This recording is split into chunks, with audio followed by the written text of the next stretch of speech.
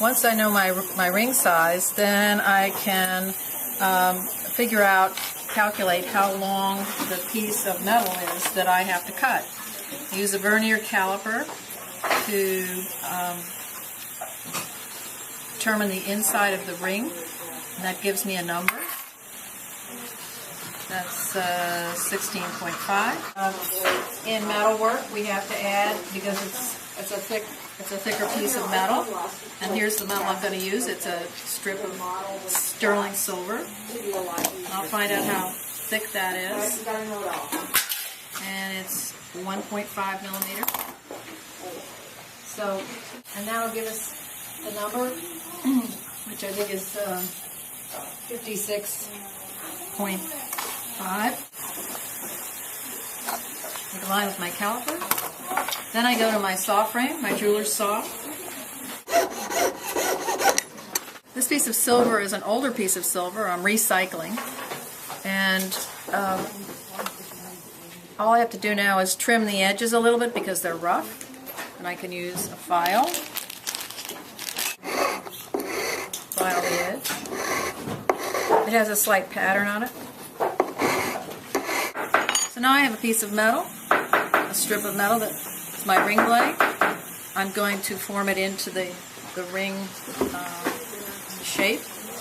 Do that by using a ring mandrel. Just get those two parts to start meeting. Now, right now, the ring looks pretty strange because it's not round anymore.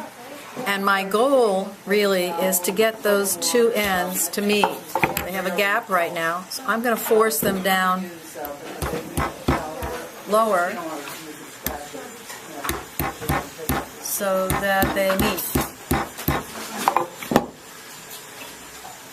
Now I want to get them permanently attached, and I'm going to solder them together. So my ring doesn't look very round, but that's not important. Before I can solder, I have to place flux on the ring. Fluxing is important to keep the surface of the ring clean while I'm soldering. It's a little heavy to paste, quite a bit more than I really need at the moment.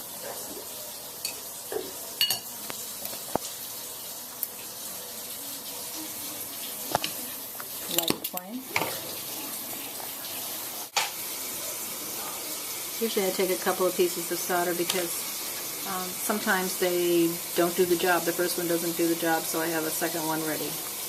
Got to heat it up. The flux bubbles, turns white, and then it becomes clear. Want to heat the entire ring up because the heat travels around to the part where I want to solder, so I don't have to concentrate on that yet. Now heat the solder up. First piece of solder goes in.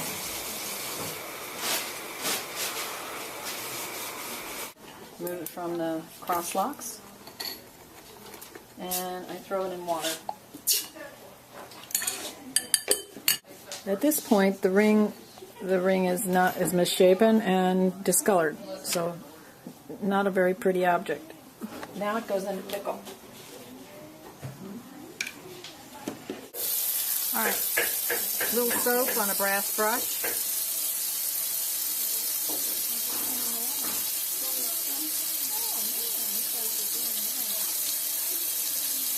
And it's looking better.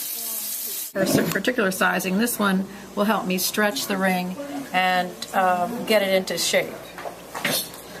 So what I have to do is to brace this on a surface. Let's see, we'll brace it right here.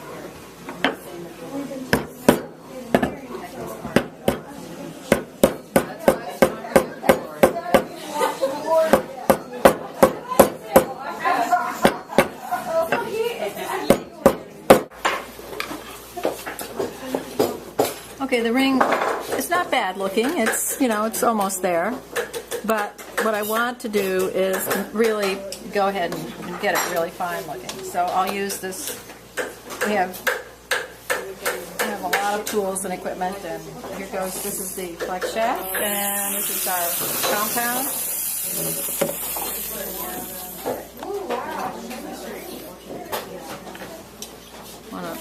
polish the inside. And now the exterior. I'll file off the little solder area, which I'll do later.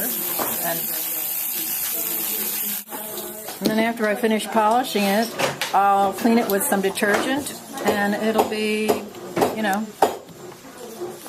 ready to wear.